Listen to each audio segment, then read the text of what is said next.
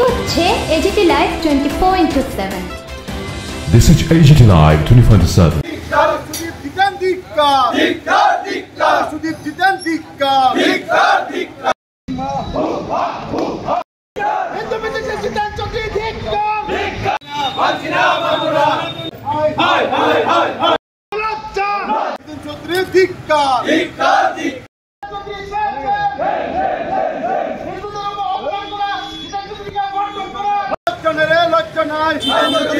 আপনারা জানেন আমাদের মন্ত্রী মাননীয় সুধাংশু দাস ফেসবুকে একটা পোস্ট করেছিল।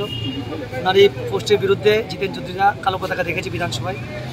তো আমার প্রশ্ন জিতেন চৌধুরী মহোদয়ের কাছে যে কলকাতার যিনি মেয়র ফিরহাদ হাকিম উনি যখন বলেছিল যে মুসলিম ঘরে জন্ম নেওয়া প্রত্যেকটা মানুষ অবাগা হয়, তখন তিনি কেন প্রতিবাদ করেনি?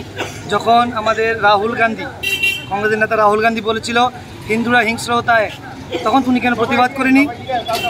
ভারতবর্ষে থাকতে হলে হিন্দুদেরকে সম্মান করতে হবে এবং ওনাকে আমরা বিক্ষোভ চাইলে যদি উনি ক্ষমা না চাই, আমার ত্রিপুরাবাসীর কাছে রাজ্যবাসীর কাছে ক্ষমা চাইতে হবে। হিন্দুদের বিরুদ্ধে অপপ্রচার আমরা মানছি না।